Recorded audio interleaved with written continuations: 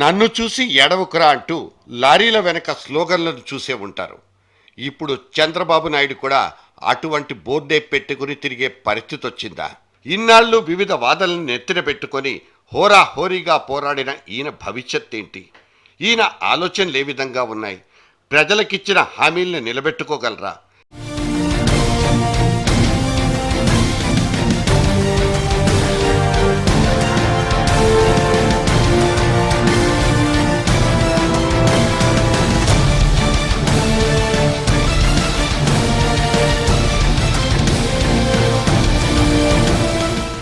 చంద్రబాబు వ్యక్తిగత పోకడలు, అభీష్టాల ప్రాతిపదికన ఆంధ్రప్రదేశ్ రాష్ట్ర భవిష్యత్తు ఆధారపడి ఉంటుందని చెప్పడానికి రెండో అభిప్రాయమే అవసరం లేదు.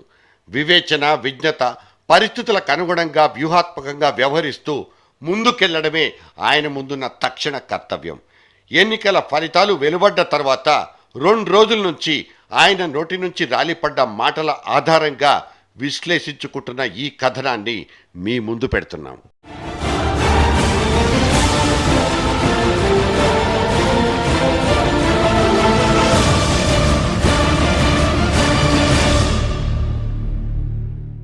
చంద్రబాబు పరిపాలనా దక్షుడు, రాజకీయ దురంధరుడు అంటూ ఆయన మీద కుప్పలు తెప్పలుగా మేధావులు, నాయకులు, సీనియర్ జర్నలిస్టులు చేసుకున్న విశ్లేషణలైతే చాలానే ఉన్నాయి. ఆయన అనుభవం అపారమైందని, కొత్త రాష్ట్రానికి దిశానిర్దేశం చేయగలడని, అవినీతి రహిత పాలన అందించగలడని ఇప్పటికే ప్రశంసల పరంపర. అయితే ఈ టవరింగ్ పర్సనాలిటీ ముందు నిలువెత్తు అద్దాన్ని నిలబెడితే అందులో కనిపించే ప్రతిబింబం తాలూకు కోణాల్ని అర్థం చేసుకోవాల్సిన అవసరమైతే వచ్చి పడింది. ప్రభుత్వ ఉద్యోగులకు కనీసం నెల జీతాలు కూడా ఇచ్చుకోలేని డెఫిసిట్ బడ్జెట్ రాష్ట్రంలోకి తొలి ముఖ్యమంత్రిగా అడుగు పెట్టబోతున్న ఈ చంద్రుడికి ఎటు చూసినా సమస్యల తోరణాలే. ఒకవైపు కొత్త రాజధాని అంటూ లేని ఒక క్యాంప్ ఆఫీస్ బతుకు. అంటే హడావుడిగా ట్రంకు పెట్టెలో సర్దేసుకున్న బట్టల్ని దాంట్లోనే ఉంచేసి కాపురం చేయడం అన్నమాట. క్లుప్తంగా చెప్పాలంటే అంతా టెంపరరీ బతుకే. టెంట్లే లోగిళ్ళు, మైదానాలే వాకిళ్ళు. చెప్పడానికి 10 ఏళ్ల పాటు హైదరాబాదే ఉమ్మడి రాజధాని అంటూ చెప్పేసిన పనికి మాలిన హడావుడి నిర్ణయాలతో కాంగ్రెస్ పాల్పడ్డ అరాచకాల్ని భరించక తప్పని పరిస్థితి. కేంద్రంలో ఉన్న ఆ పెద్దోడు పూర్తిగా మావాడే అంటూ బయటికి చెప్పేసుకున్నా లోపలెక్కడో మాత్రం బితుకు బితుకుమంటూనే ఉంది. అక్కడోడు ఎన్నికల ముందున్న మోదీవాడు కానే కాదు. ఫలితాలు వచ్చిన తర్వాత 3 మోదీగా విశ్వరూపమెత్తాడు. మనం ఊహించుకున్న దానికంటే 3 larger than life size cutout ఆయనది. మన సీట్లతో బెదిరించి ఒరై మోదీ అంటే మాత్రం ఊరుకోడు. బతిమలాడో బామాలో మన దారికి తెచ్చుకోవాలే తప్ప వేరే గత్యంతరం లేనేలేదు. ఇప్పుడే ఓ జాతీయ పత్రిక అచ్చేసుకున్న వార్త ప్రకారం చంద్రబాబు హైదరాబాద్కిచ్చిన ఉమ్మడి రాజధాని హోదాను అటూ ఇటుగా కాస్తైనా కెలికేస్తాడని, అందుకు మరో పోరాటానికి సిద్ధంగా ఉండండంటూ కేసీఆర్ తన అనుచర గణాన్ని హెచ్చరించాడన్నది సదరు వార్త సారాంశం. వీటిల్లో నిజానిజాల్ని వెతుక్కోవడం కంటే చంద్రబాబు దేనికైనా ఘటనాఘటన సమర్థుడే అన్న వాసనే ఎక్కువ వస్తోంది. ఈ అభివృద్ధి కాముకుడు, నగర నిర్మాణ ప్రేమికుడు తన ముందున్న మొసళ్ల పండగల్ని ఏ విధంగా సెలబ్రేట్ చేసుకుంటాడన్నదే అసలు సిసలు క్వశ్చన్. పక్క రాష్ట్రం వాడితోటి సంబంధాలు ఎలా ఉంటాయన్న ప్రశ్నలు పడిపోతాయే తప్ప వాటికి జవాబులు చెప్పే చంద్రబాబు ముఖ కవళికల్లో ఎన్నెన్ని రంగులు ఆ క్షణంలోనే మారిపోతాయన్న దానికి జవాబులు చెప్పడం మాత్రం కష్టం. ఆర్కే అనే అతిపెద్ద జర్నలిస్టుకు సమాధానం చెప్తూ కేసీఆర్ తనకు ఫోన్ చేయలేదని, తాను కూడా కేసీఆర్కు ఫోన్ చేయనేలేదని చెప్పుకోవడాన్ని ఎలా అర్థం చేసుకోవాలి? భవిష్యత్తులో కూడా ఇంతేనా?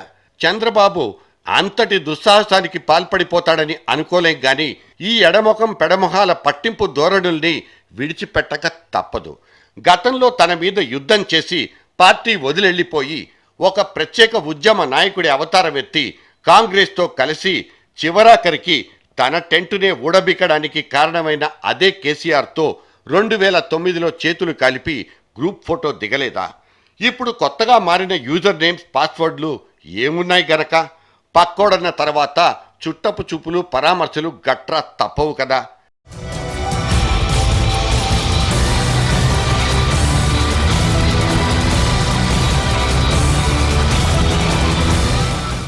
సరే, ఈ నైబర్ పాలిటిక్స్ పక్కన పెట్టి చంద్రబాబు సైబర్ సిద్ధాంతానికి వచ్చేద్దాం. ఇవాళ ఓ ప్రముఖ తెలుగు దినపత్రికలో అదేదో దేశంలో ఉన్న కార్పొరేట్ బిల్డింగ్ను ఒకదాన్ని అచ్చేసి, ఇదిగో చంద్రబాబు కొత్త రాజధాని ఇలా ఉండబోతోందంటూ హైటెక్ హంగులతో ఉన్న మరికొన్ని బొమ్మల్ని కూడా అచ్చొత్తుకున్నారు. దీనికోసం ఇప్పటికే చంద్రబాబు పెద్ద పెద్ద కంపెనీల నమూనాల్ని పరిశీలిస్తున్నారు, గ్లోబల్ టెండర్లని పిలవడానికి కసరత్తులు చేస్తున్నారంటూ కహాని. ఇదే వద్దంది. గతంలోలా కొన్ని మీడియా సంస్థల్ని భుజాలకెత్తేసుకుని అపసవ్య విధానాల్ని అనుసరించే కుదేలైపోయిన అనుభవాలు ఈ అధ్యక్షుల వారివి. అటువంటి లీకుల రాజ్యాలు పోయాయి, రాజులు పోయారన్న విషయాన్ని ఇప్పట్నుంచే గుర్తుంచుకుంటే మంచిది. ఇక చివరి క్షణాల్లో ఎగస్ పార్టీల గోడలు దూకేసి టీడీపీ కాంపౌండ్లోకొచ్చిపడ్డ మేలు జాతీయులైన కొంతమందిని చూసి ముచ్చటపడి టిక్కెట్లిచ్చుకొని గెలిపించుకున్న లేటెస్ట్ చరిత్ర ఈ దేశాధీశుడికి ఉండనే ఉంది. ఇప్పటికే 75% కోటీశ్వర్లున్న మన లోక్సభ ఎంపీలకు రారాజెవరో మీకు తెలియంది కాదు, గల్లా జయదేవ్. ఇది ఒరిజినల్గా కాంగ్రెస్ గల్లా పెట్టే, కానీ ఎలక్షన్లలో చేతులు మారి గుంటూరు జిల్లాకొచ్చి పడింది. అద్భుతమైన తెలివితేటలు, వ్యాపార దక్షతలతో చిత్తూరు జిల్లాలో ఇండస్ట్రియల్ సామ్రాజ్యాన్ని ఏర్పరచుకున్న ఈ అమర్ రాజా స్వయానా తాతగారే రామచంద్రనాయుడు. చంద్రబాబు మొదటి రాజకీయ గురువు అంటే చాలా మంది ఆశ్చర్యపోతారు. ఏదైతేనేం ఈ కోటీశ్వరులైన పారిశ్రామికవేత్తలంతా ఎంపీ టిక్కెట్లను పొందేసి గెలిచేసుకుని తర్వాత తమ పూర్తి కాలాల్ని ప్రజాసేవ కోసం వినియోగించుకుంటారంటే చెవుల్లో క్యాబేజీలు పెట్టుకోవడమే అవుతుంది.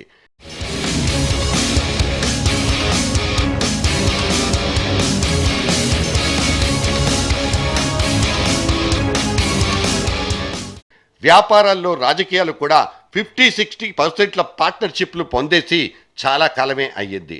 2004-14 మధ్యకాలంలో ముఖ్యంగా ఆ మేళ్ల రాజావారి పాలనలో జరిగిపోయిన స్కామ్ల బాగోతాలే సాక్షిభూతాలు. గతంలో అన్ని పార్టీలతో ఎంతో కొంత సరసమైన సంబంధాల్ని పెట్టుకుని కాలం నెట్టుకొచ్చిన వ్యాపారవేత్తలంతా ఈరోజు తమ విరాళాల జీవితాలకు స్వస్తి చెప్పి నేరుగా పార్లమెంట్ అసెంబ్లీల్లో ఎంట్రీలు ఇచ్చుకుంటున్న కాలం ఇది. దీన్ని తప్పు పట్టాలా లేదా అన్నది వేరే విషయం. ఆ చర్చను పక్కన పెట్టి రేపటి రోజున ఈ పారిశ్రామికవేత్తల ప్రమేయాన్ని ప్రత్యక్షంగానో లేదా పరోక్షంగానో ఉండకుండా చంద్రబాబు ఏ విధంగా నియంత్రించగలరన్నది అసలు సిసలు ప్రశ్న. గతంలో ఇటువంటి పెట్టుబడిదారులకు వీలైనంత సహకరించలేదన్న కారణంగానే ఒక రకంగా రాజకీయంగా సైతం నష్టపోయిన నేపథ్యం ఈ చంద్రబాబుది.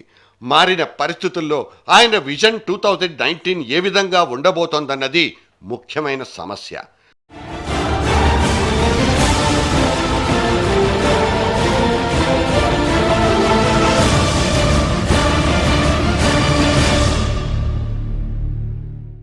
ఇవన్నీ ఒక ఎత్తైతే ఇప్పటికే ఎడాపెడా ప్రజలకు చేసిన వాగ్దానాల గుదిబండల మాటేమిటి? అందులోనూ మొదటి సంతకం చేస్తానన్న రైతుల రుణమాఫీల సంగతేంటి?